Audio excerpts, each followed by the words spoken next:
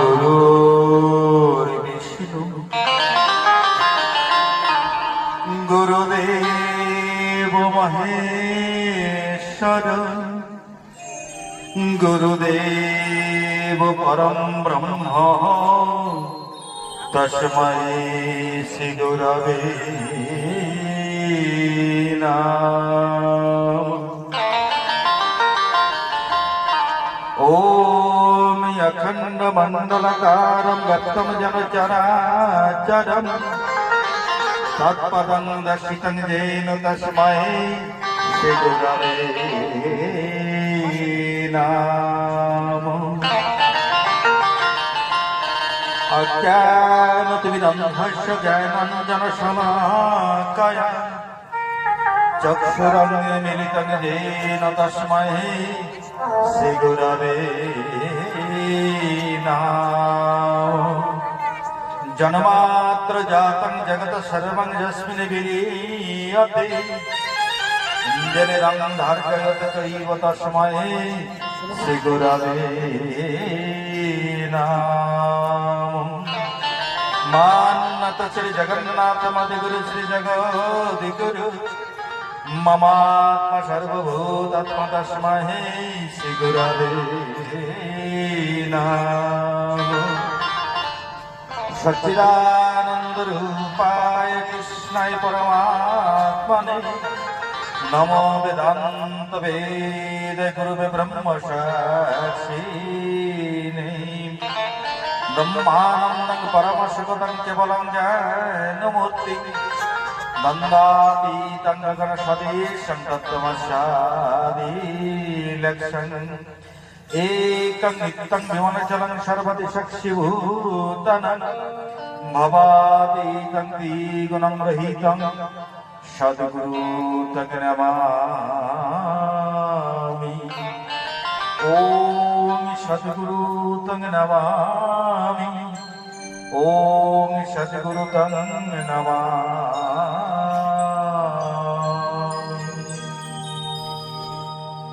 सर्वप्रथम আমার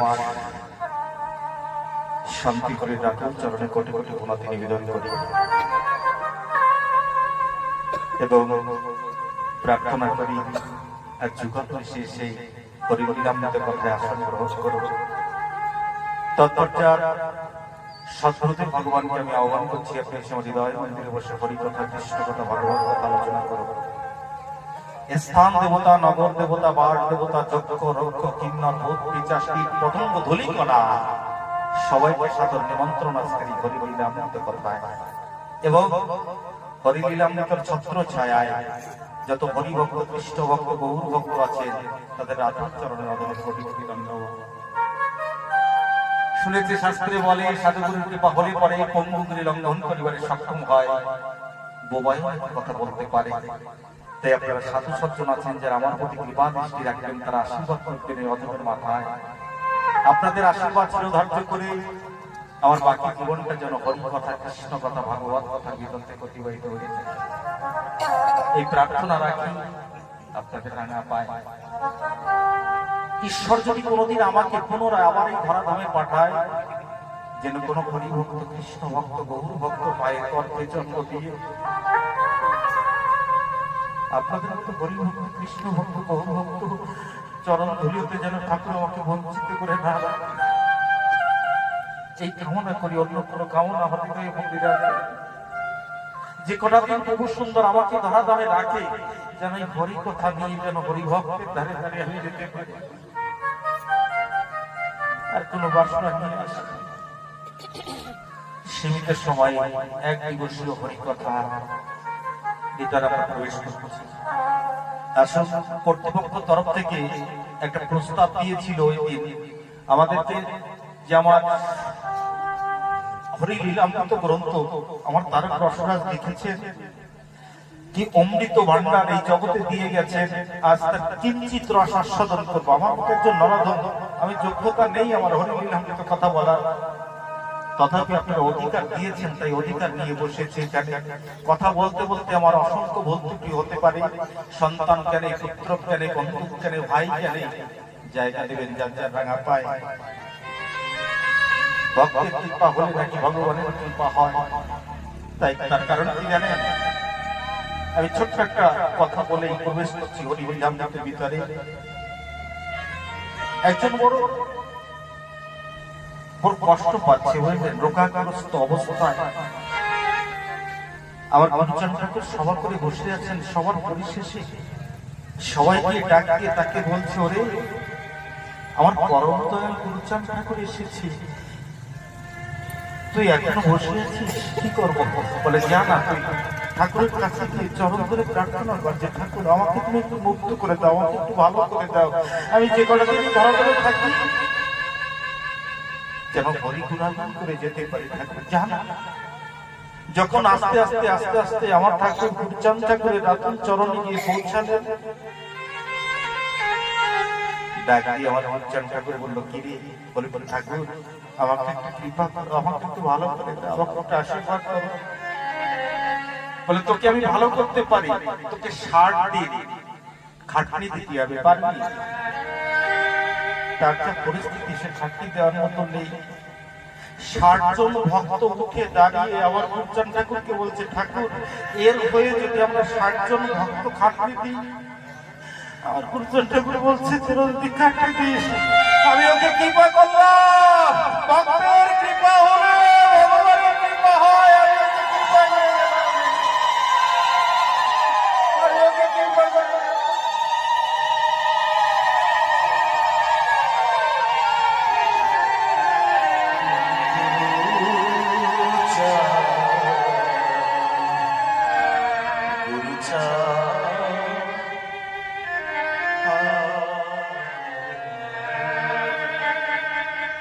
আমি যেদিন এই ঘটনাটা করেছি না, আমি ঠাকুরের কাছে কিছু দাবি রাখি না, ঠাকুরের ভক্তের কাছে এই দাবিটা রাখি, যদি আপনারা আমার প্রতি কৃপা দৃষ্টি দেন না, আমার হরি গুরুচরণ অবশ্যই আমার প্রতি কৃপা দেবে, এটা আমি আশা করি। আমি তাই যদি কিছু প্রার্থনা করতে হয়, বলে হরির কাছে নয়, হরি ভক্তের কাছে তুমি প্রার্থনা করো, অবশ্যম্ভাবী হরির কৃপা তার প্রতি বর্ষণ হবে।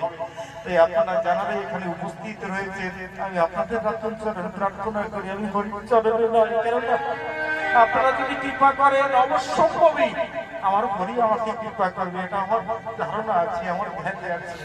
তাই আপনাদের রাতুল চরণ বন্দনা করে আমি প্রবেশ করছি। প্রস্তাব দিয়েছিল যে ঠাকুরের যে দ্বাদশ আজ্ঞা, জানেন ঠাকুর 12টা আজ্ঞা দিয়ে গেছেন। আমি আগের দিন একটু স্পর্শ করেছিলাম যে আমরা শ্রীমদ ভাগবত কথা শুনি, তাদের কতটা স্কন্ধ জানেন? 12টা স্কন্ধ। আমার মনে হয় আমার সেই অনাদিরাদি গোবিন্দ হরি হয়ে এসেছেন, তিনি এই জগতে চিন্তা করলেন। যেমন ভাগবতের ভিতরে আর্য মুনি ঋষিরা বলেছিলেন, দেখে আগত কলিকাল জীবের চারিপাশে মায়াজাল, এই মায়াজাল হতে মুক্ত হতে গেলে মাত্র পরমায়ু 100 বছর, কিন্তু 4 বেদ 14 শাস্ত্র 18 পুরাণ নবলক্ষ গ্রন্থকে যদি অধ্যয়ন করতে 350 বছরের প্রয়োজন হয়, তোরা পারবি না। সমস্ত শাস্ত্রকে মন্থন করে শ্রীমদ ভাগবত ভিতরে প্রবেশ করিয়ে দিয়েছিলেন নির্যাস রসকে। আর সেই ভগবান কৃষ্ণচন্দ্র ভগবান পরবর্তী লীলায় শ্রীমতী রাধারানীর কাছে ঋণী হয়ে তিনি গৌর হয়ে এসেছেন। সেই গৌর হরি পরবর্তী লীলায় শ্রীনিবাস আর নরোত্তম হয়ে তারা এসে তার পরবর্তী লীলায় এসেছিলেন নিশান করে আমার হরি ঠাকুর এসেছিলেন। আমার হরি ঠাকুর হয়ে এসে তিনি মনে মনে চিন্তা করলেন, অতি সংকীর্ণ সময় মানুষের চঞ্চল ভাব নিয়ে সংসার যন্ত্রণা, এরা এত শাস্ত্র অধ্যয়ন করতে পারবে না। ঠাকুর কি করলেন? 12টা আজ্ঞা দিয়ে গেলেন যে বাবা এই 12 আজ্ঞার ভিতরে 12টা আজ্ঞা দিলেন। আমার মনে হয়, আমার ব্যক্তিগত সিদ্ধান্তের কথা বলছি, আমার ঠাকুর কেন 12 আজ্ঞা দিলেন জানো? 10টা দেয়নি, 11টা দেয়নি, 15টা দেয়নি, 12 আজ্ঞা দিয়েছে। আমার মনে হয় যে ভাগবতের যে 12 স্কন্ধ, আমার হরির এক একটা আজ্ঞায় এক একটা স্কন্ধ ফল জগতে লাভ করে। পূর্বের সেই বেদব্যাস গৌরীলায় বৃন্দাবন দাস হয়ে এসেছিলেন, সেই বৃন্দাবন দাস পরবর্তী দিনায় আমার তারক রসরাজ হয়ে এসেছেন এই জগৎ। জানেন, সেই তারক রসরাজ হয়ে এসেছে তিনি যেদিন কবি গান করছিলেন না, সে কবি গান গাইতে গাইতে কবি গান গাইতে গাইতে তিনি বর্ণনা করছেন, যখন বর্ণনা করছেন আমার ভগবানের রূপ বর্ণনা করছেন, জানেন সেই রূপ বর্ণনা করতে গিয়ে সেখানে মৃত্যুঞ্জয় পাগল বসাচ্ছে। মৃত্যুঞ্জয় পাগল দেখছে এত সুন্দর ভাবে আমার হরি ঠাকুরের রূপ বর্ণনা করছে,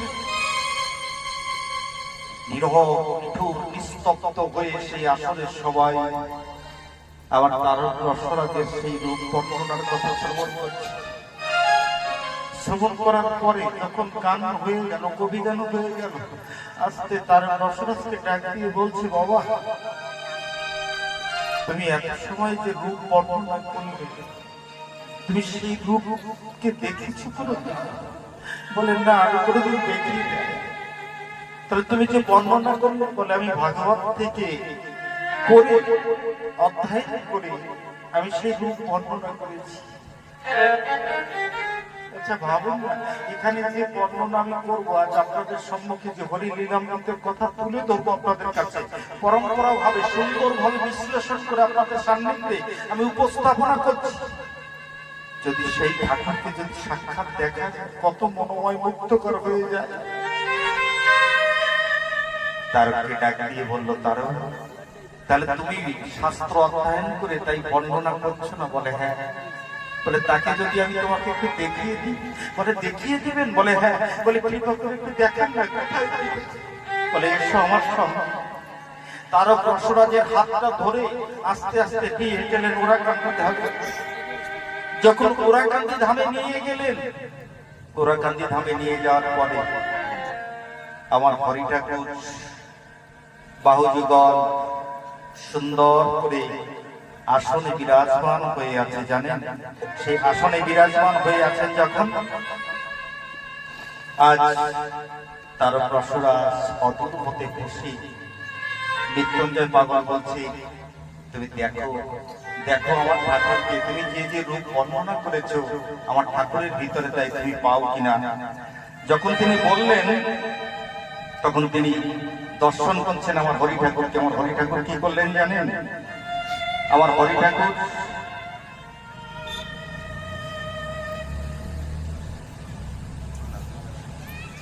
হরি ঠাকুর তখন আসনে বিরাজমান হয়ে আছেন। আসনে বিরাজমান হয়ে আছেন এমন সময় এই বাহুযুগল হাত পাও একটু লম্বা করে দিয়েছেন। ঠাকুর তো অন্তর্যামী, যখন অন্তর্যামী ভগবান অন্তর আত্মায় জানতে পারলেন যে মৃত্যুঞ্জয় পাগল দিয়ে এসেছে আমার তারক রসরাজকে দেখানোর জন্য, ঠাকুর যখন তার দিব্যময় মূর্তিটা, তিনি কৃপা না করলে তো দেখা যায় না বাবা। যেমন অর্জুনকে যত সময় বিশ্বরূপ না দেখিয়েছেন, দিব্য দৃষ্টি না দিয়েছেন, তত সময় প্রভুর বিশ্বরূপকে দর্শন করতে পারেনি। আজ আমার হরি ঠাকুরও তেমনি করে তাকে দিব্য দৃষ্টি দান করে তার সম্মুখে বিরাজমান হয়ে আছে। তখন তারক দেখতে পাচ্ছে, কি দেখতে পাচ্ছে জানেন? যে উত্তম ভাবে সুশোভিত রেখা হাতে পায়, ধ্বজ বজ্রাঙ্কুশ আর ঐক্যনাতায়, শঙ্খ চক্র দিনজম্বু নামে সেই ফল, কল্পতরু শিপতাকা জাহ্নবী বিকল, গদস্কন্ধ কোকনাদ করপদতল, নখচন্দ্র নখমুদ্রা অতি সুনির্মল, নখচিৎকন তখচিৎকন নাভি সুগভীর, আজানো লম্বিত বাবু কোমল শরীর। যখন এই রূপকে দর্শন করলেন, দর্শন করার সাথে সাথে মনে মনে চিন্তা করলেন যে রূপ আমি বর্ণনা করেছি ভাগবত থেকে, এই তো সেই রূপ, এই সেই রূপ। কিন্তু রূপ দেখে কি করলেন জানেন? আমার শ্রীহরির চরণে গিয়ে বললেন না, পড়লেন মৃত্যুঞ্জয় পাগলের চরণে। যখন মৃত্যুঞ্জয় পাগলের রাতুল চরণে গিয়ে বললেন, মৃত্যুঞ্জয় পাগল ডাক দিয়ে বলছে, ওরে তারক, তুই এত কিছু দেখার পরেও তুই আমার চরণে এসেছিস কেন? বল না, সম্মুখে তোর দিব্যময় আমার দয়াল শ্রীহরি বসে আছে। কাকে বন্যা আমি তো জীবনে কোনোদিন চিনতাম না আমার শ্রীহরিকে। তুমি আমাকে চিনিয়ে দিয়েছো, তাই আমার শ্রীহরির পূর্বে তোমার আদলে চরণে আমি নাম শুনে যা আখি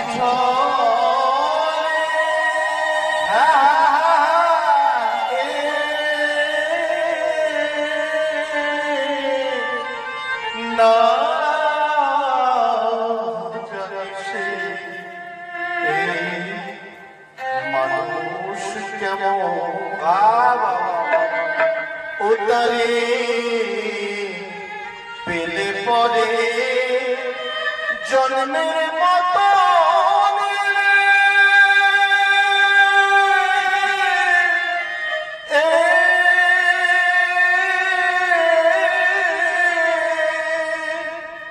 ওই আমি দিতাম তাদের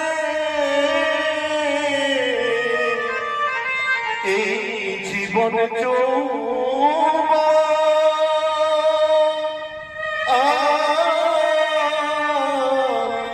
না জানিসে মানুষ কেমন বাবা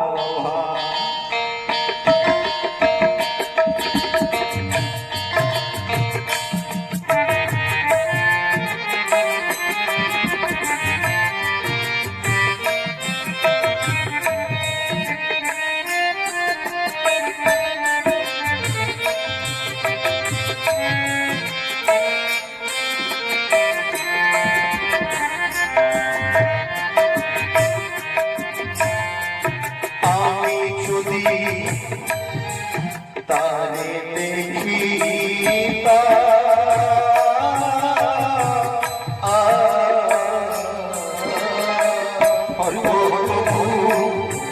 ছেড়ে না দিতা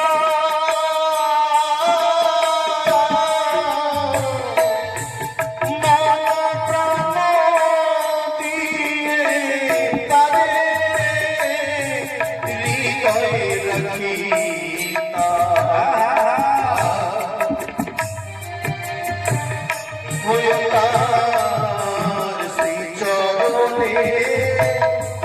দাসী হয়ে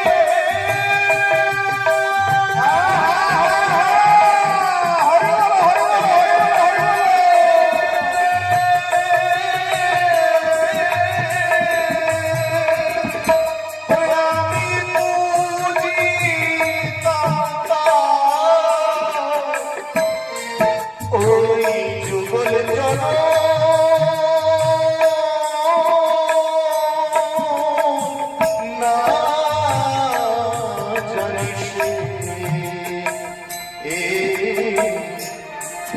মানুষ কেমন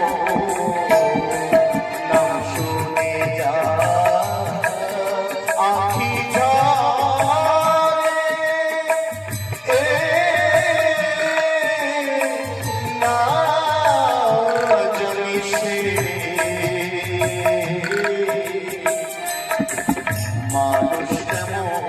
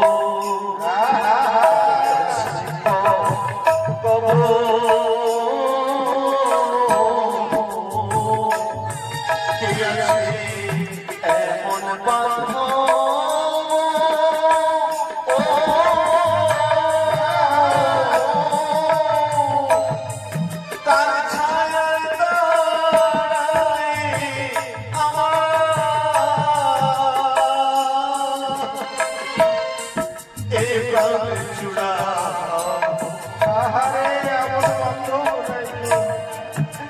আমরা বুঝতে পারি কখন যাবে সেই দয়াল শ্রী হরির রাতার চরণ হতে আমরা এই জগতে এসেছিলাম। ও মায়া চিঠি আমরা সেই শ্রী হরি দয়ালকে ভুলে গেছি আমার বন্ধু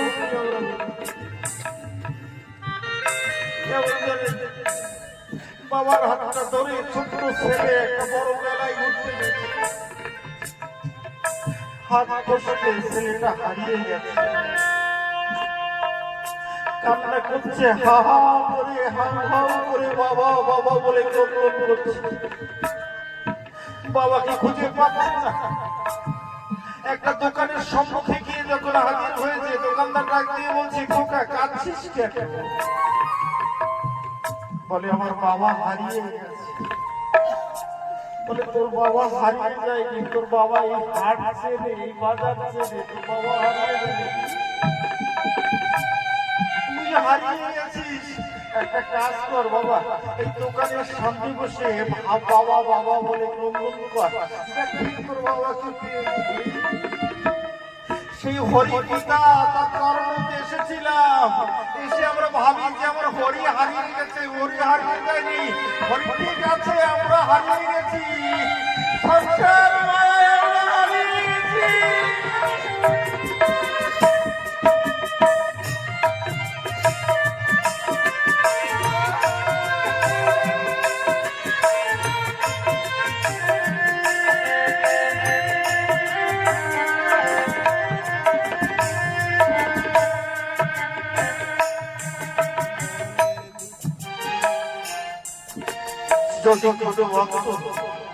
ওই ছোট্ট ছেলের মতো যেমন দোকানের সম্মুখে বসে বাবা বাবা বলে ক্রন্দন করছে আমরা যদি দয়াল হরির সম্মুখে বসে দয়াল হরি বলে ক্রন্দন করি আর হরি এসে আমাকে দেখা দিতে পারে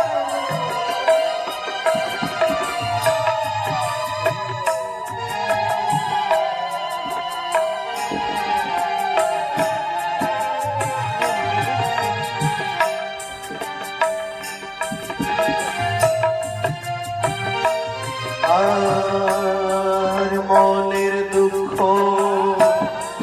তার কাছে কব ও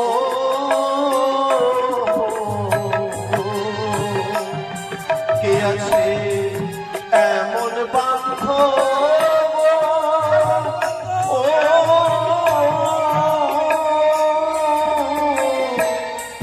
কার ছায়ায় দাঁড়ায় আমার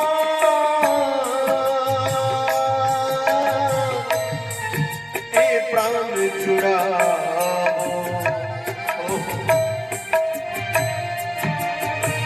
ও স্বামী তারক বলে ওরে রূপে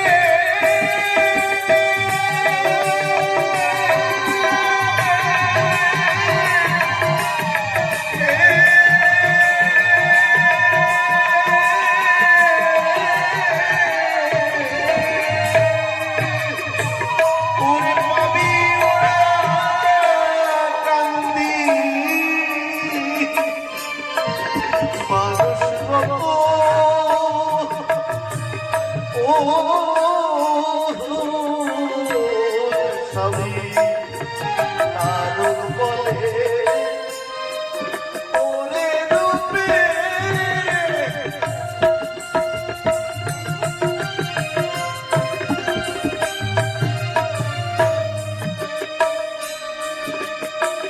ও পাবি ওরা কান্দি মানুষ রত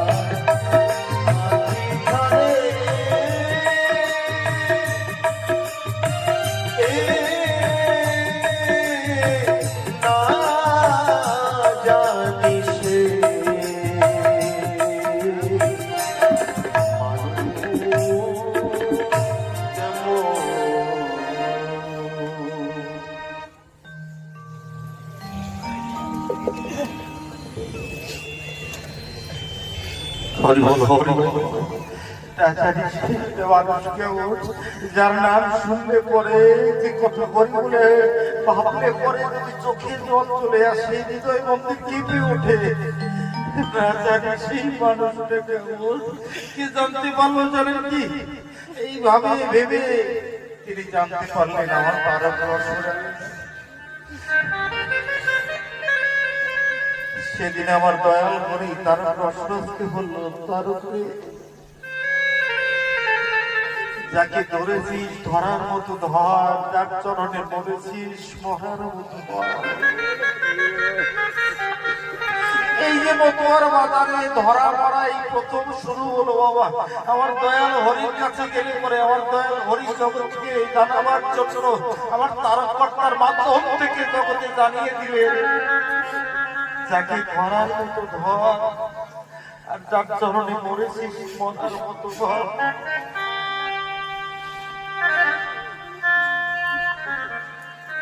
কি অদ্ভুত কথা বললেন, ডাক দিয়ে বললেন, প্রভু হে দয়াল হরি, তুমি একটু কৃপা করে আমার একটা প্রার্থনা। বলে কি প্রার্থনা? তার সেদিন প্রার্থনা করলেন আমার দয়াল হরির কাছে, বলি আমি কিছু চাই না দয়াল, তুমি শুধু আমার সঙ্গে থাকবে, বলো আমাকে কথা দাও।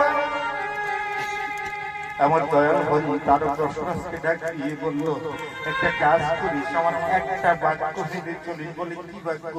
বলে আমার কথা নিস, জীবনে সে কটা দিন বেঁচে থাকিস সত্য কথা বল।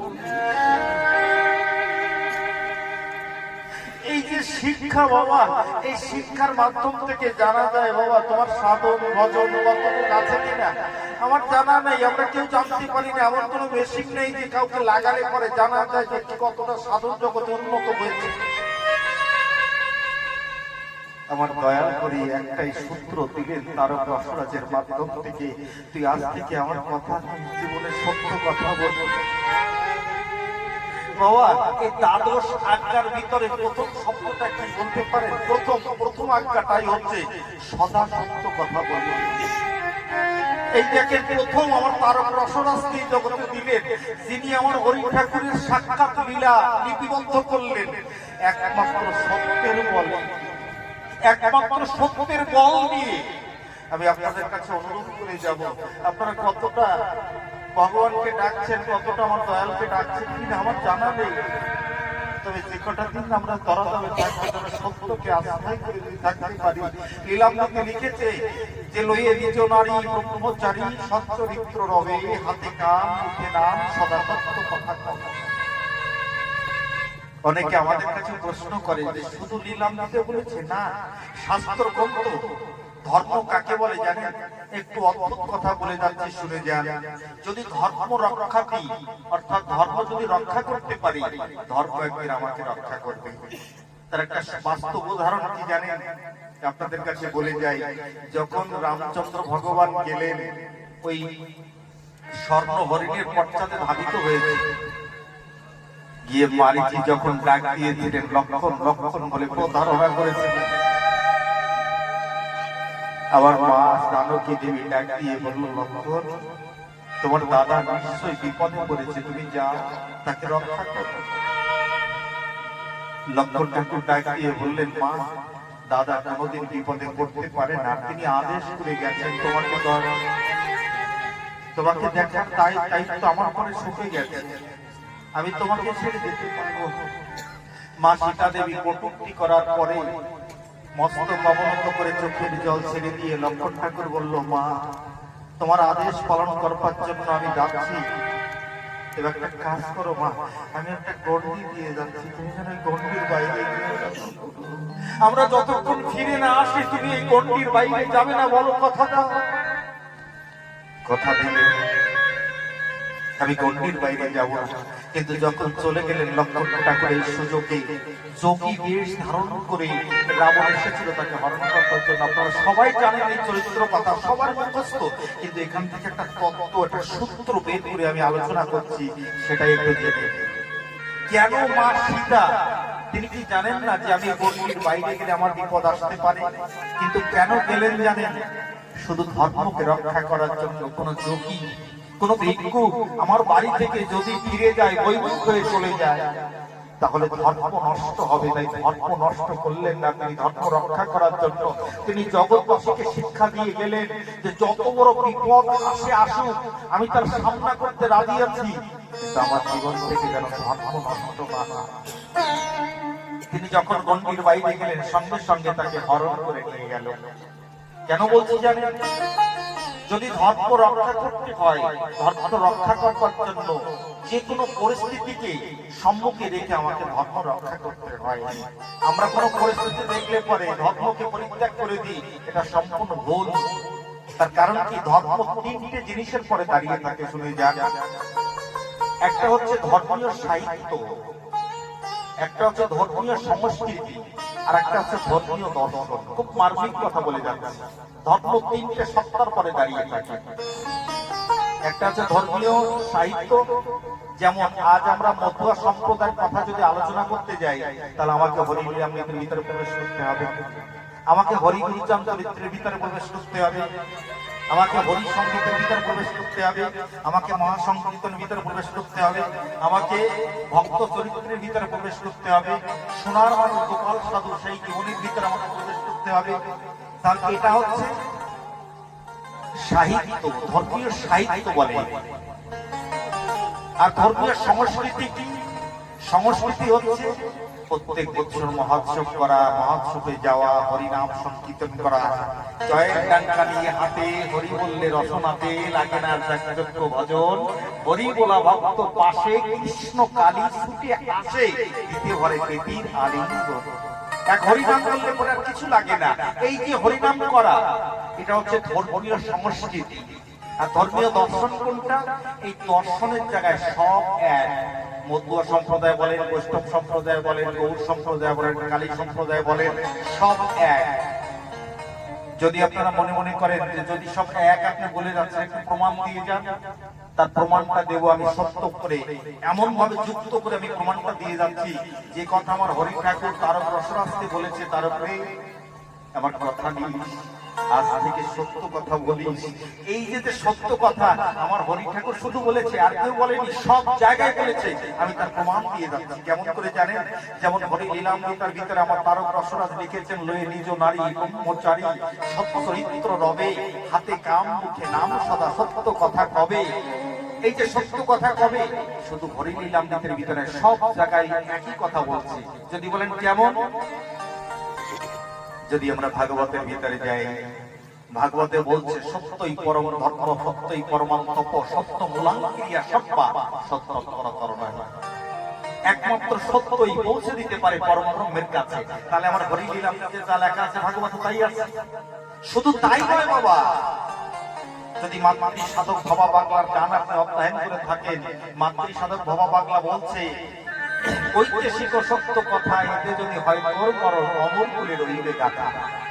সত্যের জয় চিরকাল, ঝড় তুফানে ভাঙে না হাল, সুগম কেউ বাঁচে তারা, তাদের জীবন যায় না বৃথা। ঐতিহাসিক সত্য কথা এতে যদি হয় তোর মরণ, অমর কুলে রইবে গাথা। তাই বললেন। শুধু তাই নয় মা, যদি আমরা হযরত মুহাম্মদের কোরআন শরীফের ভিতরে যাই, সেখানে বলছে ওরে নিন মুমিনিন আরশ আল্লাহি তাআলা, আরশ তাআলা নবীনের তেলে একবার তেল কাবাতে নামাজ পড়ো, ধরো আমার কথা ধরো, তাই না বলে আল্লাহ তাআলা দেখা পাবে না কোনো কাল। যদিও তোমরা মুসলমান, ঠিক রাখো তোমার ঈমান, মানে ঈমান মানে সত্য কথা। তাহলে তাই মুসলমান শাস্ত্র তাই বলছে।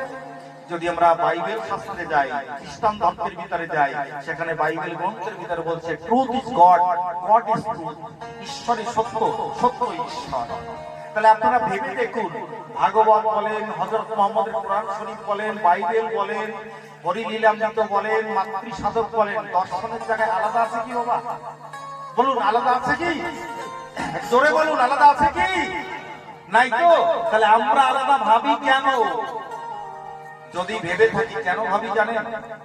সেটাও আমি বলে যাই। আপনি নিচে থেকে হেঁটে যাবেন, এখানে কুচো ডিপি, এখানে নিচু ডিপি, এখানে তালবন, এখানে শালবন দেখতে পারবেন। পারবেন কিনা বলুন? আপনি যখন নিচে থেকে মাটি থেকে হেঁটে যাবেন, উঁচু নিচু গাছপালা পাথর ভূমি দেখতে পাবেন তো? আচ্ছা, আপনাকে যদি এরোপ্লেনে উঠিয়ে দেওয়া হয়, ওখান থেকে তাকালে আপনি আর গাছপালা দেখতে পাবেন? কোথায় পাথর দেখবেন? সব সবুজ দেখা যাচ্ছে, সমান দেখা যাচ্ছে। এই কথাটা কেন বললাম? যতক্ষণ মানুষ সূক্ষ্ম জগতে না যায়, যতক্ষণ মানুষ সূক্ষ্ম জগতে না যায়, ততক্ষণ মানুষের ভিতরে উঁচু নিচু ছোট বড় ভেদাভেদ থাকে। আজকে শুনে যাবেন এই হরিলীলামৃতের ভিতরে আগে গৃহস্থ